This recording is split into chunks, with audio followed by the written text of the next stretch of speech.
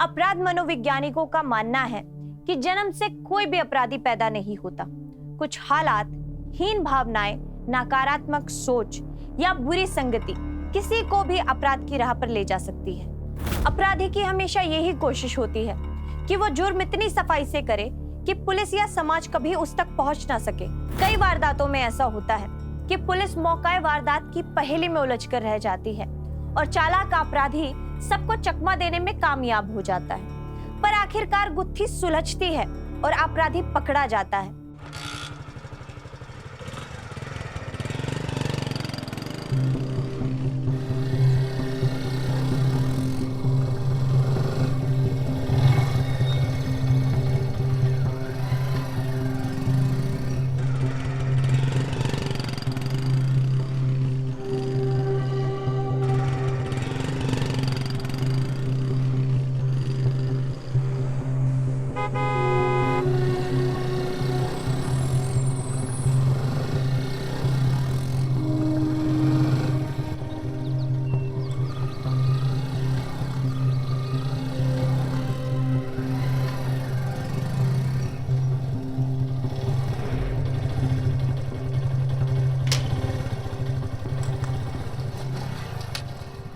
ताऊ जी राम राम। राम राम भैया, राम राम।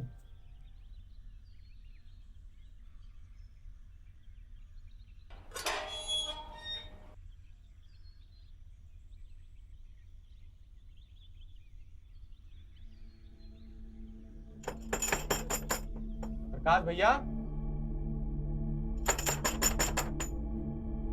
बोल क्यों नहीं रहे? दोबारा करो ना। प्रकाश भैया। बिट्टू की आवाज आ रही रोने की। अरे भैया, वो प्रकाश भैया बाहर दिखे थे क्या? नहीं नहीं, हमने ना देखे रे। इतनी देर से दरवाजा खटखटा रहे, कोई खोल ही नहीं रहा है। दरवाजा अंदर से बंद है। आइए देखे जरा। चलो रे, आइयो रे, आइयो आइयो आइयो। प्रकाश भैया। भाभी, अरे क्या कर रहे हो? बिट्टू रो रहा है, तोड़ दो ना। हाँ, तोड़ दो। अरे ऐसे नहीं टूटेगा यार, ऐसा करो कुछ यार तोड़ने के लिए लाओ।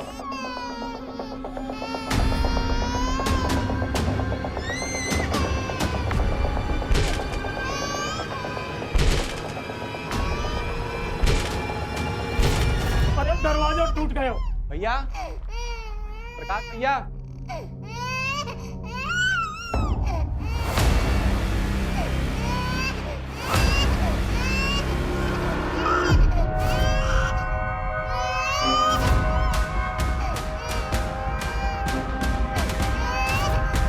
भैया,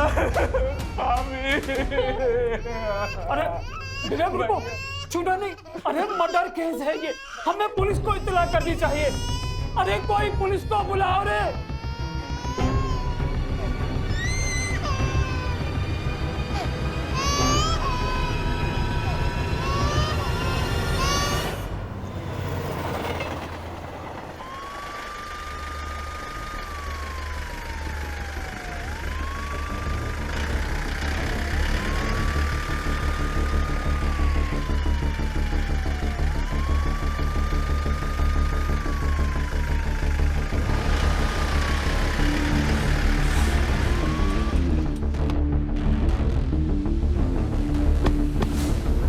गाड़ी अंदर नहीं जा पाएगी, आपको पैदल ही जाना पड़ेगा। चलो।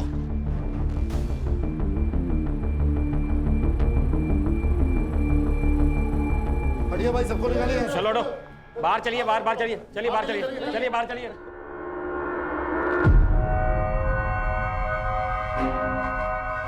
कुमार सर।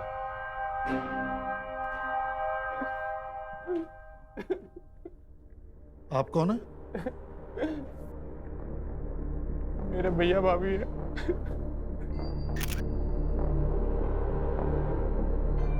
आइए।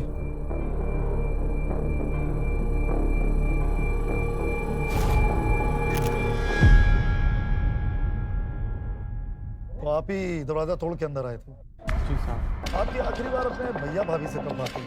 साहब, 2 दिन पहले फोन पे बात हुई थी, पर पता नहीं क्यों कल से मेरा फोन नहीं उठा रहे थे। तभी मैं यहाँ आया था देखने, और जब यहाँ आया तो भैया बहुत देर तक दरवाज़ा खटखटाता रहा, लेकिन दरवाज़ा खुल ही नहीं रहा था। पता नहीं, मेरा जी अंदर से बहुत घबरा रहा था। उनका एक छोटा बच्चा है 6 महीने का, उसके अंदर से रोने की आवाज़ आ रही थी जोर जोर से। तभी मैंने दरवाज़ा तोड़ने के लिए कहा, और जब दरवाज़ा तोड़ा तो अंदर देखा भैया भाभी। बच्चा कहाँ था उसमें? वो बिट्टू अंदर वाले कमरे में था। मेरी बीवी मीना गई थी उसके पास।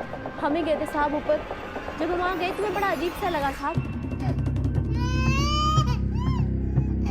ओले ओले ओले ओले ओले ओले, चुप हो जा चुप हो जा चुप हो जा।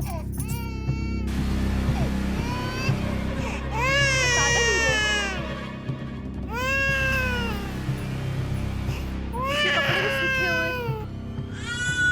ये दूध ताजा है, पर इस उम्र के बच्चे तो कई बार सूसू करते हैं ना, फिर ये सूखा कैसे है?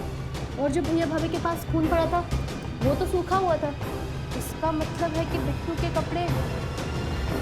अगर वो दोनों मरे हुए थे और दरवाजा अंदर से बंद था, तो इस बच्चे को खिलाया पिलाया किसने? आपके भैया भाभी और इस बच्चे के अलावा कोई और भी रहता था उनके साथ? नहीं साहब। अब 6 महीने का बच्चा कत्ल तो कर नहीं सकता। अब सवाल ये गहरा होता जा रहा है। बंद दरवाजे के पीछे 2 कत्ल हुए हैं। किसने और कैसे किए हैं? सर कैसे का तो पता नहीं, लेकिन इन दोनों को मरे हुए काफी वक्त बीत चुका है। सर ये देखिए, ये है लाश के पास पड़े हुए खून की तस्वीर, जिसे सूखे हुए बहुत समय बीत चुका है। तुम दोनों ने जो हमें बात बताई वो सच सच बताई है ना? क्यों, कोई मनगढ़ंत कहानी तो नहीं सुनाई? जी साहब, हम क्यों झूठ बोलेंगे साहब। साहब ये लोग भी थे हमारे साथ, हम लोगों ने मिलकर दरवाज़ा तोड़ा। आप इन लोगों से पूछ लीजिए साहब। कुमार सर। इस घर की अच्छी तरह से छानबीन करो और देखो कि कोई कहीं छुपा तो नहीं है। सर। और अच्छे से पता करो कि इस घर में आने जाने के लिए कोई दूसरा रास्ता तो नहीं है। सर। अशोक को पोस्टमार्टम के लिए भिजवा दो। सर। ठीक है।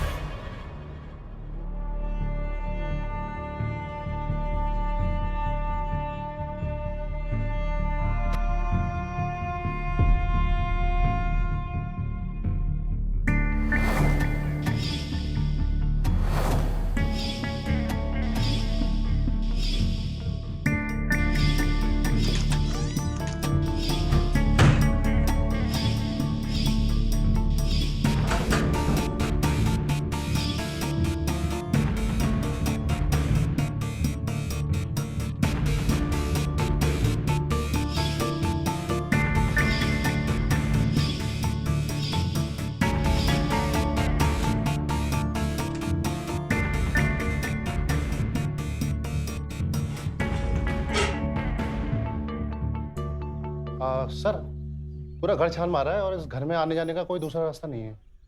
साहब मैंने आपसे कहा था ना, यहाँ अंदर आने जाने का कोई दूसरा रास्ता नहीं है।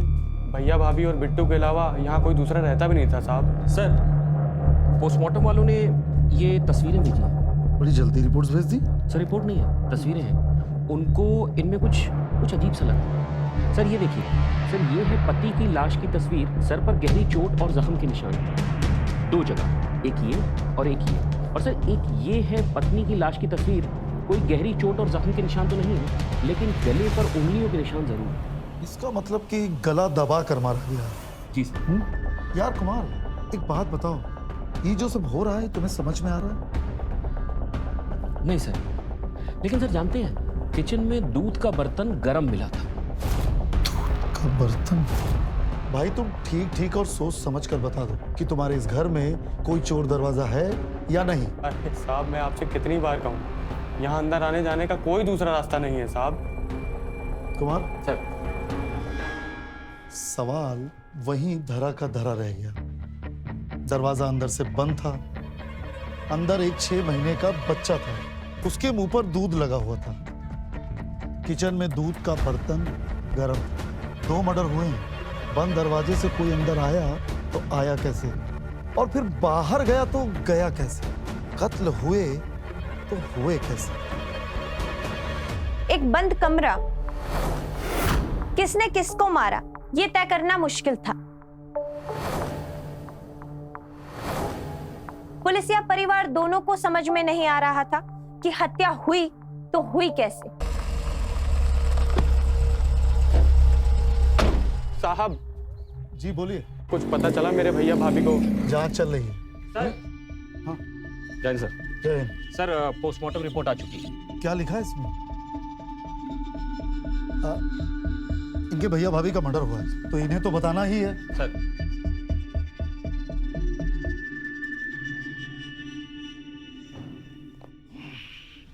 बैठ जाओ। जी सर। सर इनके भाई प्रकाश यादव के मौत की वजह सर पर गहरी चोट है और किसी भारी चीज से मारा गया है। और सर और कविता यादव की मौत दम घुटने की वजह से हुई, गला दबा के मारा गया। जी सर, आपका अंदाजा एकदम सही है। और हाँ सर, कविता यादव की मौत 22 तारीख को शाम करीब 5 से 6 के बीच हुई है और प्रकाश यादव की मौत अगले दिन 23 तारीख को सुबह करीब 7 से 8 के बीच। इसका मतलब प्रकाश यादव की मौत उसकी पत्नी की मौत के करीब 12-14 घंटे बाद हुई है। जी सर। और हाँ सर, ये देखिए, कविता यादव के गले पर प्रकाश यादव की उंगलियों के निशान मिले। यानी कि पहले प्रकाश ने अपनी पत्नी का मर्डर किया गला दबाकर सर, और करीब 12 घंटे बाद प्रकाश का मर्डर हुआ।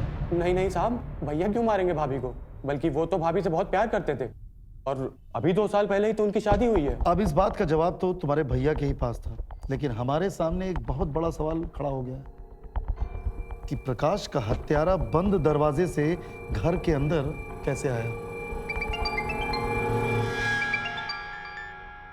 जय हिंद सर। जय हिंद। बोलो। सर मैं प्रकाश यादव के घर पे हूँ, बोलो। सामान चेक कर रही थी यहाँ।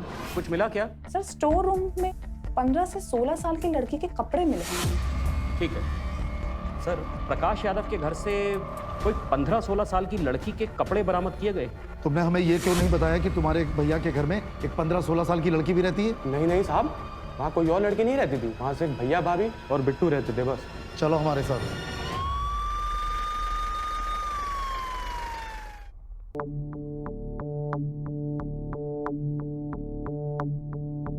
प्रणाम ताऊ, आप प्रकाश यादव जी के पड़ोसी हैं? जी हाँ।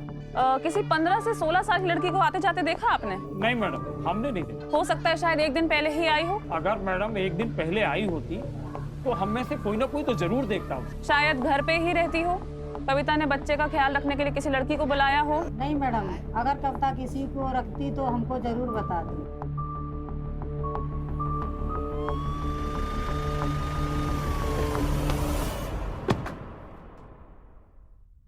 सर सिर्फ 15-16 साल की लड़की के कपड़े मिले हैं यहाँ, लेकिन किसी ने उसे यहाँ पे आते जाते नहीं देखा। तो फिर ये 15-16 साल की लड़की के कपड़े घर में कैसे मिले? पता नहीं सर।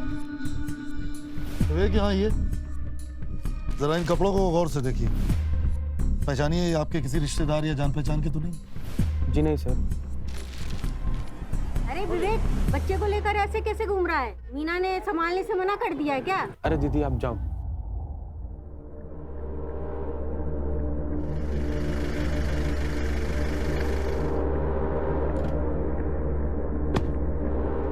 भैया विवेक, मुझे तो यकीन ही नहीं हो रहा, ये सब कैसे हो गया? साहब ये गिरीश भैया हैं, प्रकाश भैया के बचपन के दोस्त, बाकी उनके साथ फैक्ट्री में पार्टनर भी है। जरा आइए आप।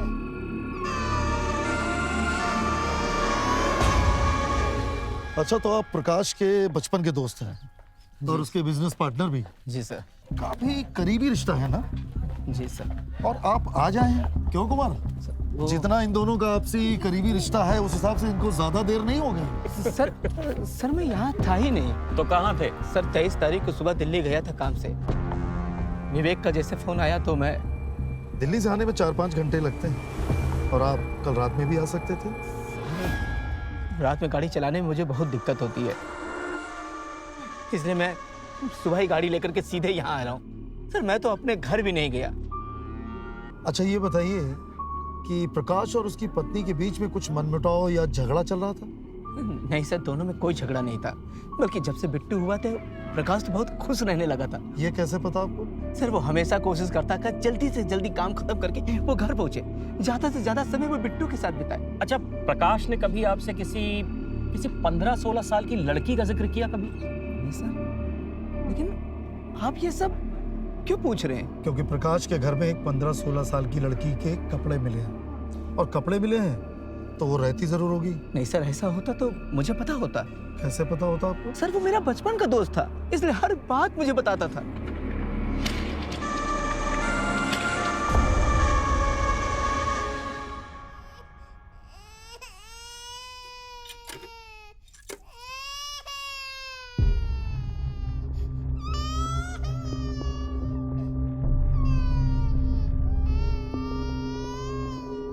मीना, तुम्हें बच्चे के रोने की आवाज नहीं सुनाई दे रही है क्या? हमको सब दिखाई भी दे रहा है और सुनाई भी दे रहा है।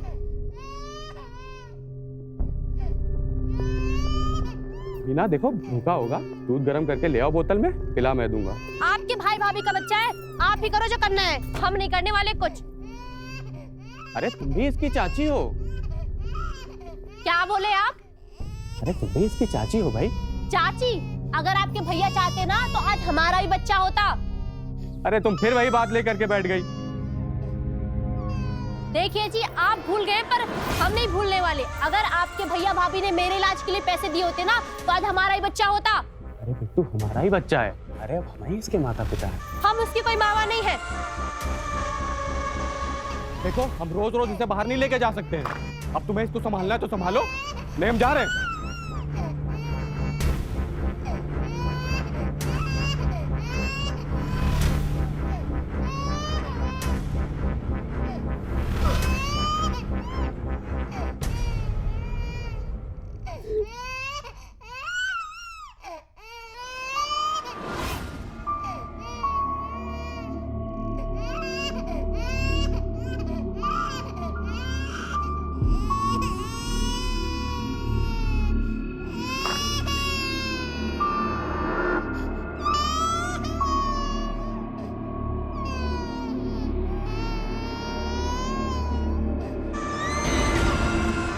तुझे भूख लगी है क्या? रुक, मैं अभी तेरे लिए दूध लेके आती हूँ।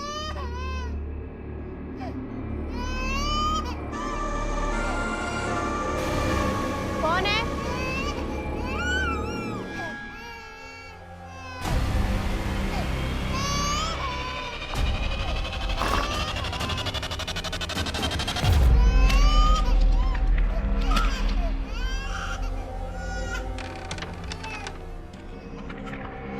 रुक जा बेटा, मैं तेरे लिए अभी दूध लेके आती हूँ।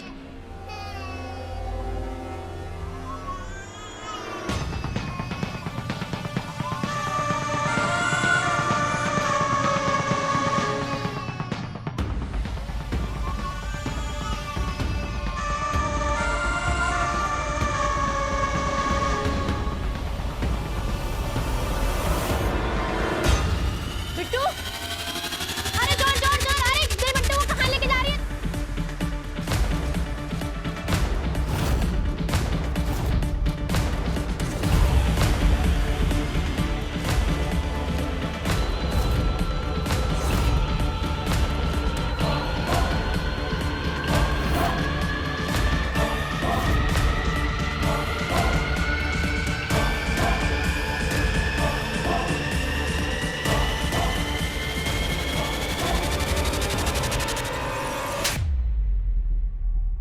कौन है तू?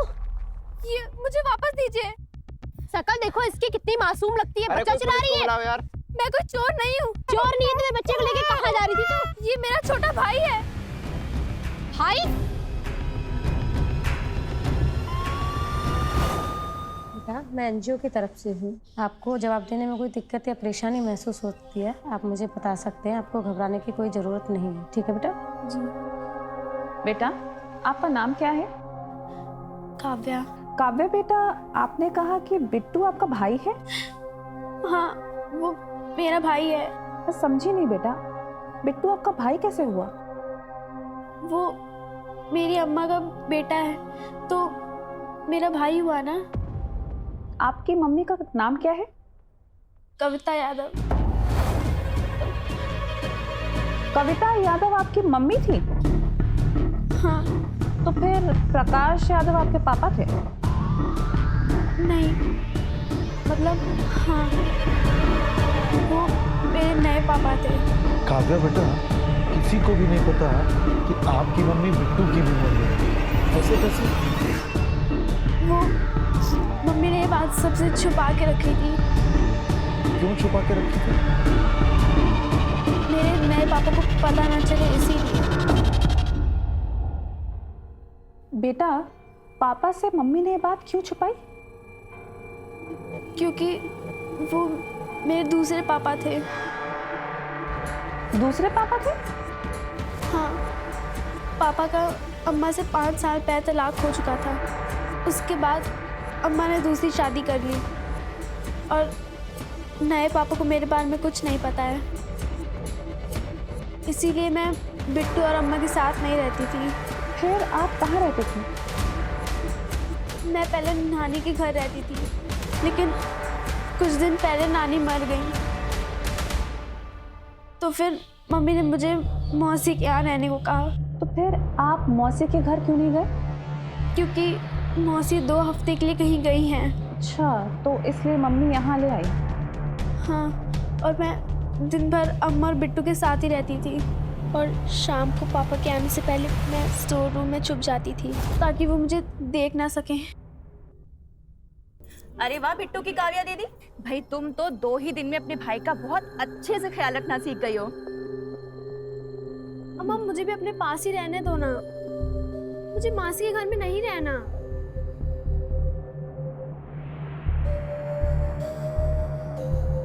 अच्छा सुन, उनके आने का टाइम हो गया है ना, चल हम अंदर चलते हैं। आप 2 दिन से अपनी मम्मी के साथ रह रहे थे, तो फिर घर के आसपास या फिर बिट्टू के चाचा चाची किसी को भी ये बात नहीं पता? ऐसा कैसे? वो अम्मा मुझे चुपके से घर ले आई थी और फिर मुझे स्टोर रूम में ही रहने को कहा था।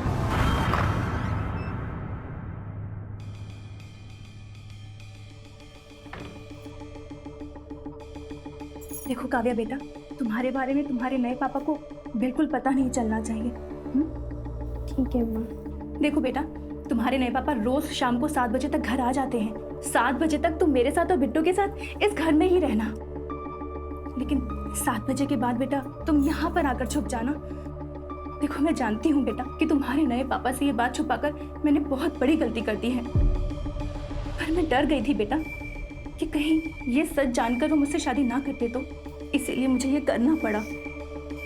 अच्छा देखो, तुम्हारी अम्मा ने तुम्हारे लिए सारी व्यवस्था कर दी है। तुम यहाँ पर बैठो, मैं तुम्हारे लिए तकिया लेकर आती हूँ। ठीक है, बैठो मेरे बच्चे।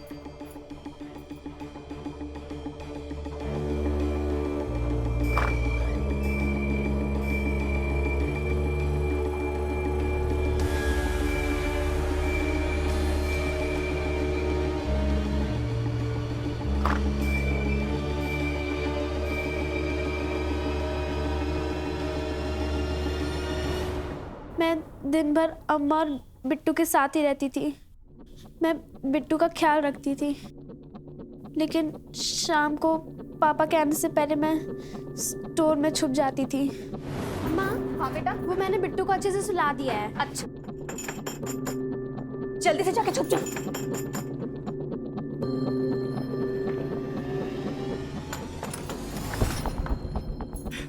आइए,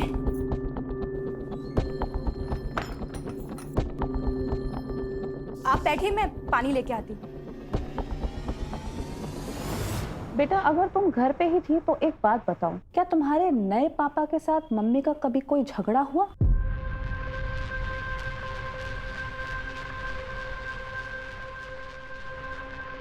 काव्या बेटा, क्या आपने अपने नए पापा और मम्मी का कभी कोई झगड़ा सुना?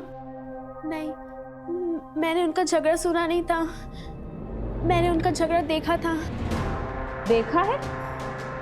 हाँ, वो झगड़ा मेरी वजह से ही हुआ था। आपकी वजह से क्यों हुआ था? वो अचानक उस दिन पापा घर जल्दी आ गए थे। कविता,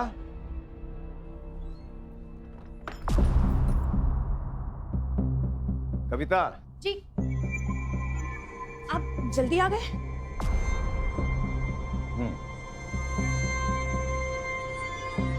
और कहाँ जा रही है? चाय बना के लेके आना। जी। अरे खड़ी क्या है?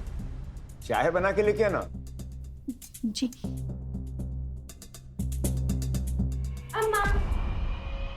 ए अम्मा वो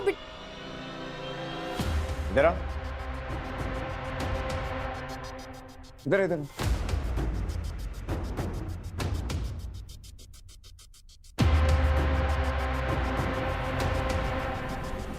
कौन है तू? और उसे अम्मा क्यों बोल रही है? बोल। ये मेरी बहन की बेटी है, बस कुछ दिनों के लिए आई हूँ। बहन की बेटी है? जी आप बैठिए ना, मैं चाय लेके आती हूँ। बहन की बेटी है तो तुझे अम्मा अम्मा क्यों बोल रही है? क्यों बोल रही है अम्मा? कौन है तू?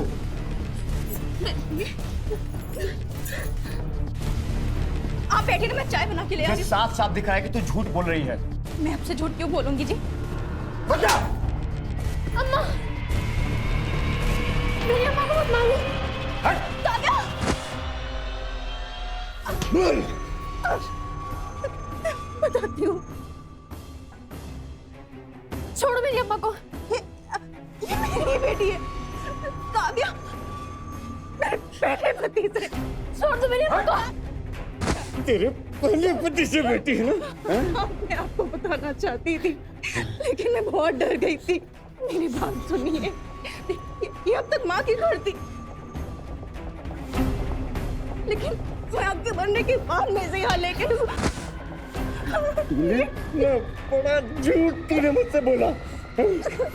तेरी पहली शादी, तेरी बेटी, सब कुछ तूने मुझसे छुपाया। तू जानती हो कि मुझे झूठ पसंद नहीं है।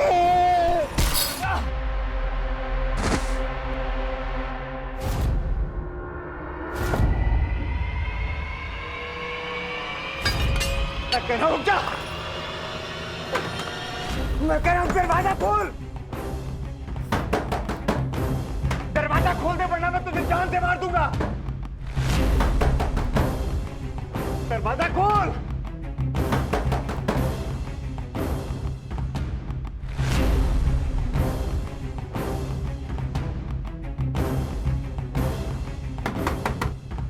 देख, मैं कह रहा हूं दरवाजा खोल दे। अगर तूने मेरी बात नहीं सुनी ना तो मैं तुझे भी पैसे मार दूंगा जैसे मैंने तेरी मां को मारा था। मैं बहुत डर गई थी। मैं बहुत देर तक कमरे में ही छुपी रही। फिर थोड़ी देर में पापा की आवाज आना भी बंद हो गई थी।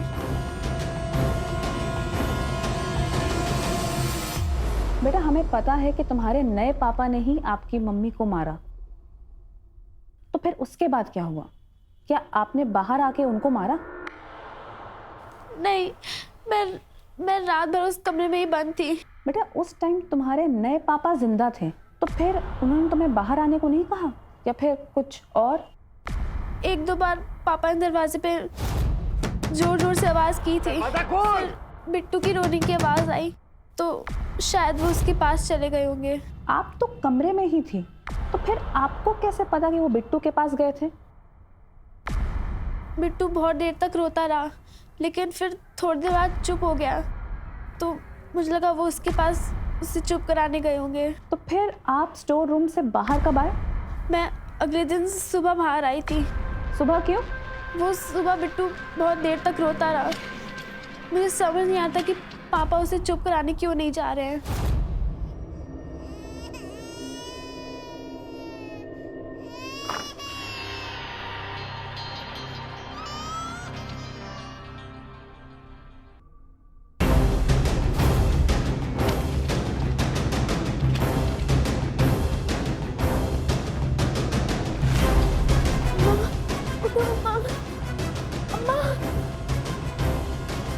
बेटा देखो, तुम यही कहना चाहती हो ना कि तुम अपने कमरे से बाहर आई, तुमने अपनी मम्मी को मरा हुआ देखा और पापा भी हिल डुल नहीं रहे थे, तुम डर गई, फिर तुमने बाहर जाने के लिए दरवाजा खोला। नहीं, मैं जब दरवाजे के पास गई तो दरवाजा बंद था, लेकिन अंदर से कुंडी नहीं लगी थी।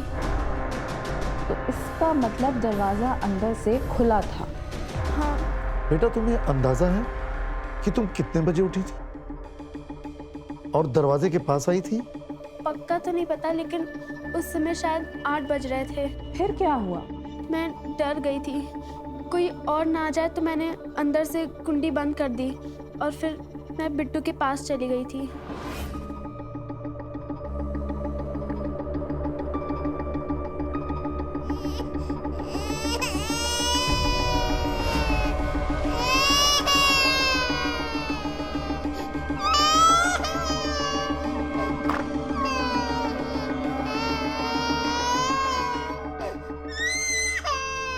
अम्मा नहीं रहे और शायद तेरे पापा भी नहीं, पर तू डर मत।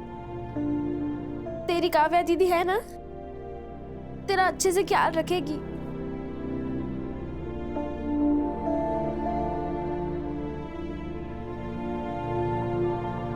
भैया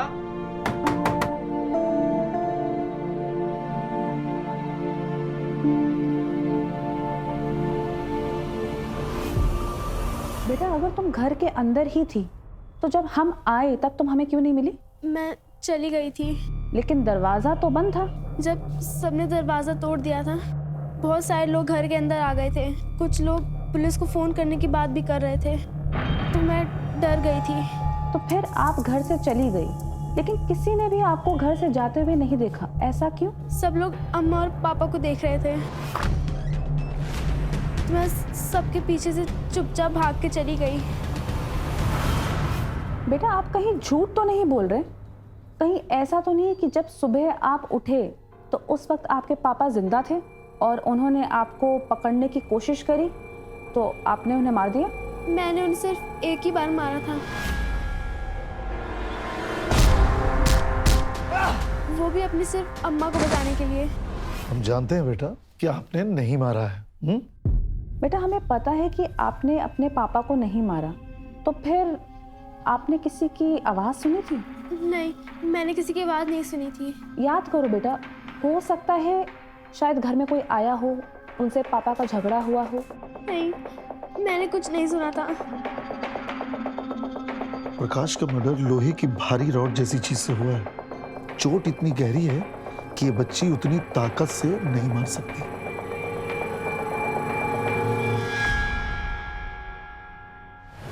कुमार सर, प्रकाश यादव की मौत 23 तारीख को सुबह 6 से 8 के बीच में हुई थी। सर जरा पता करो कि इस दरमियान प्रकाश के घर कोई आया गया? सर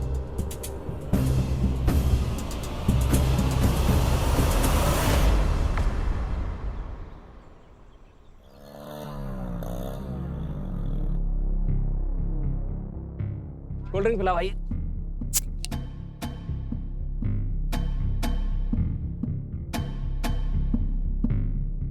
चाचा वो दिन प्रकाश के घर कोई आओगे, तुमने देखो? कोई नहीं देखा। हाँ भाई आपने देखो? ना मैंने भी ना देखो।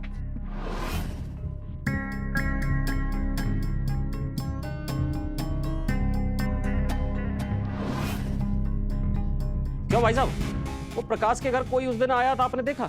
नहीं बाबू नहीं। आपने देखा? ना बाबू ना। आपने? ना बाबू।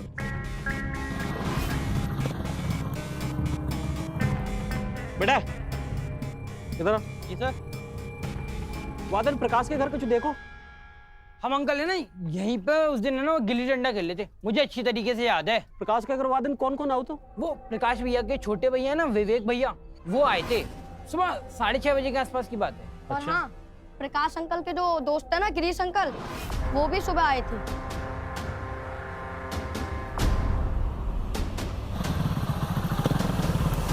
23 तारीख की सुबह तुम अपने भाई के घर गए थे? जी साहब गया था। उसी दिन तुम्हारे भाई का मर्डर हुआ था। मैंने कुछ नहीं किया साहब। कुछ नहीं किया तो फिर तुमने बताया क्यों नहीं कि 23 तारीख को तुम अपने भाई के घर गए थे? नहीं साहब, इसमें छुपाने वाली कोई बात नहीं थी, आपने कभी पूछा ही नहीं इस बारे में। चलो पूछ लेते हैं। 23 तारीख की सुबह जब तुम अपने भाई के घर गए तो अपनी भाभी की लाश को नहीं देखा? नहीं साहब, भाई ने दरवाजा ही नहीं खोला। विवेक भैया गाड़ी साइड में लगा लो ना, खेल रहे हैं यहाँ पर। हाँ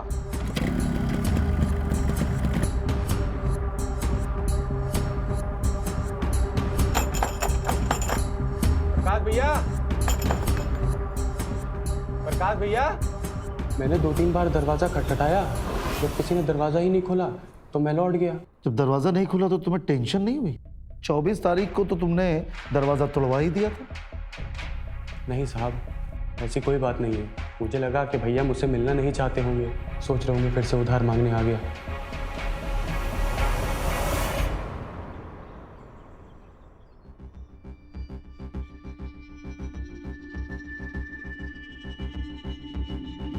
बैठिए। 23 तारीख की सुबह आप कहाँ थे? प्रकाश के घर गए थे आप? हाँ सर, 23 तारीख की सुबह मैं प्रकाश के घर गया था। उसी दिन प्रकाश का मर्डर हुआ था, करीब सुबह 6 से 8 के बीच। सर वो मेरा बचपन का दोस्त था और बिजनेस पार्टनर भी था, इसीलिए सर हर दूसरे दिन मेरा उसके घर आना जाना लगा रहता था।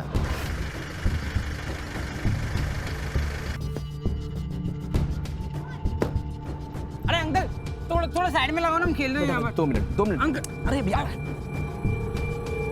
उस दिन भी गया था सुबह सर। 2-3 बार मैंने दरवाजे की कुंडी खटखटाई। जब दरवाजा नहीं खुला तो मैंने फ़ोन किया और फ़ोन भी नहीं उठा तो सर मैं वहाँ से चल दिया। आप क्यों गए थे प्रकाश के घर? सर 23 तारीख को मुझे दिल्ली जाना था फैक्ट्री के काम से, इसलिए मैं प्रकाश के घर गया था। तो आपने दरवाजा 3-4 बार खटखटाया, फोन कितनी बार लगाया आपने? सर 2-3 बार फ़ोन लगाया, जब फ़ोन भी नहीं उठाया तो मैं वहाँ से चला गया।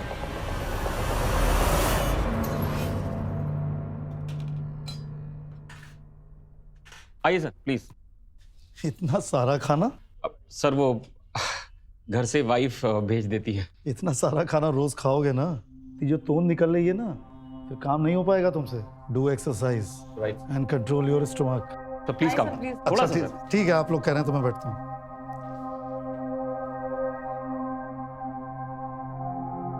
थैंक्स। कुमार सर, एक बात तो पक्की है कि गिरीश और विवेक कातिल इनमें से कोई एक है। जी सर, सुबह सबसे पहले विवेक करीब 7:30 बजे गया है और उसके थोड़ी ही देर बाद गिरीश, और दोनों कह रहे हैं कि दरवाजा बंद था। लेकिन सर काव्या ने कहा कि जब वो 8 बजे उठी उस समय दरवाजा खुला था और उसने ही दरवाजा बंद किया। इसका मतलब कि गिरीश और विवेक इनमें से कोई एक झूठ बोल रहा है। हाँ सर, कोई तो है जो घर के अंदर गया, प्रकाश का कत्ल किया, लेकिन बाहर आते वक्त दरवाजा अंदर से खुला रह गया। इसके बाद ही काव्या ने अंदर से दरवाजा बंद किया।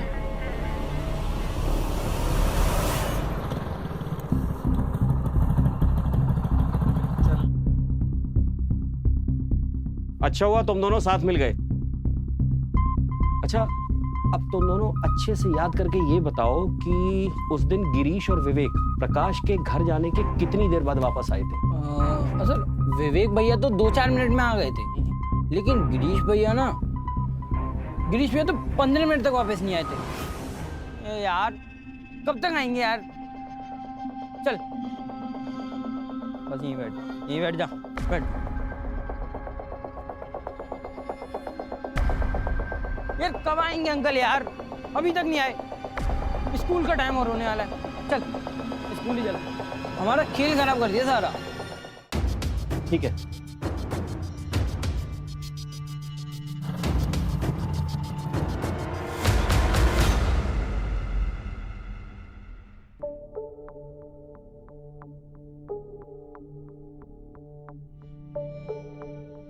सर मुझे ये बार बार यहाँ बुला करके क्यों परेशान कर रहे हैं? जो भी कुछ पूछना है मुझे एक बार में पूछ लीजिए ना। हमने तुम्हें आखिरी बार बुलाया। मैं कुछ समझा नहीं सर। मैं समझाता हूँ।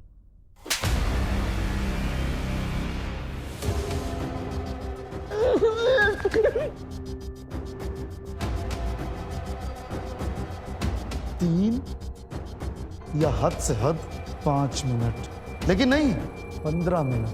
तो वहां 15 मिनट तक क्या करते रहे? Sir 3-4 minute. 3-4 बार 15 मिनट से ज्यादा टाइम तक तुम बाहर वापस नहीं आए। सच बात तो ये है कि प्रकाश जिंदा था। तुमने दरवाजा खटखटाया, प्रकाश ने दरवाजा खोला और तुम अंदर गए। अब आगे का सच मैं बताऊं कि तुम बताओगे?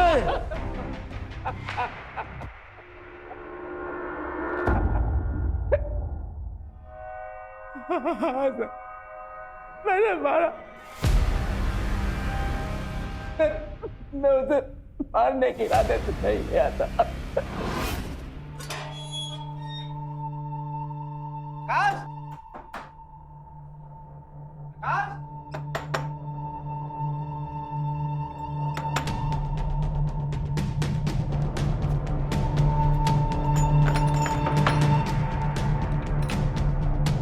ये क्या हो गया है? ये तेरे माथे में चोट कैसे लगी? कुछ नहीं, ये खून निकल रहा है। तू पहले अंदर आ। ये भाभी ऐसे क्यों लेटी हुई है? गिरीश लेटी नहीं है, गलती से मेरे हाथों से मर गई है। मैं पागल हो गया क्या? तूने भाभी का मर्डर कर दिया? अबे तू आवाज नीचे कर। फिर बोल।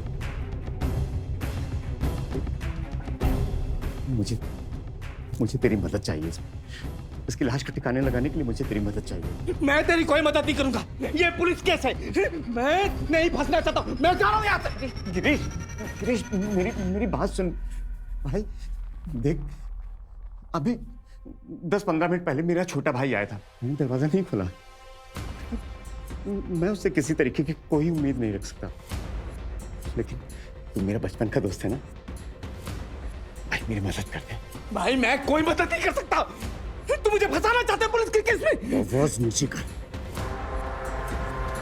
मेरी बात को कान खोल के सुन। मैं तो उसकी हत्या में जेल जाऊंगा ही, और साथ में हम दोनों के काले धंधों के बारे में पुलिस के सामने काला चिट्ठा। मैं हत्या के मामले में जेल जाऊंगा और तू जाएगा काले धंधे की वजह से। और एक बात कान खोल के सुन ले, मैं पुलिस को यह भी कहूंगा कि ये हत्या करने में तूने मेरी मदद की है।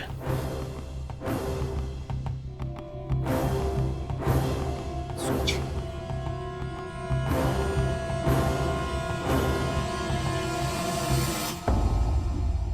गिरीश देख, तू मेरा बचपन का दोस्त है, कारोबार में आधे आधे के हिस्सेदार है ना? अच्छा सुन, देख मैं तुझे 75% देता हूं, ठीक? अब तो खुश है तू? लेकिन भाई मेरी मदद कर दे भाई, बस मेरी मदद कर दे। गिरीश जल्दी आ, इसकी लाश को तेरी गाड़ी में ले चलकर कहीं ऐसी जगह छुपाते हैं जहां किसी को उसका पता न चले।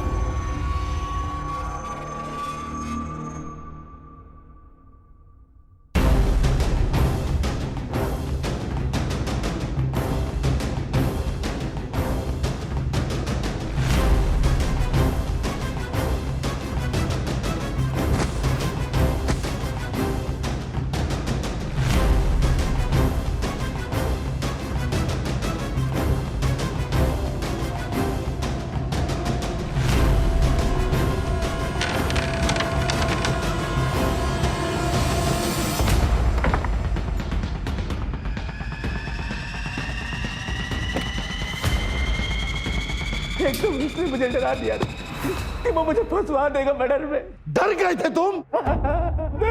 मैं डर गया था, मुझे कुछ समझ में नहीं आ रहा था मैं क्या करूं।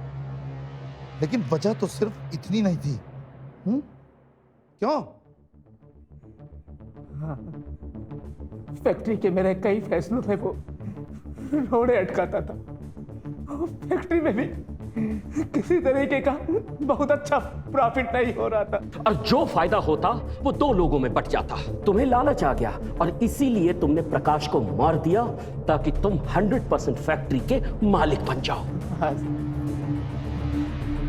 क्योंकि मैं चाहता था कि अब ये झंझट खत्म ही हो जाए। अब क्या मिला तुम्हें?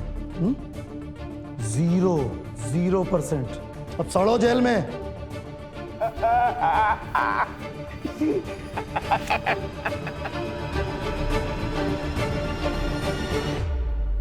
याद रखिए, बाहर के अपराधियों से सचेत रहना तो जरूरी है ही, पर उससे भी ज्यादा जरूरी है कि हम अपने मन को समझें कि कहीं कोई क्रोध हमारे भीतर सोते हुए ज्वालामुखी की तरह पल तो नहीं रहा, जो मौका पाते ही फट जाएगा। इसी के साथ मैं सपना चौधरी आप सभी से विदा लेती हूँ। मिलते हैं फिर एक नई कहानी के साथ। मौका है वारदात।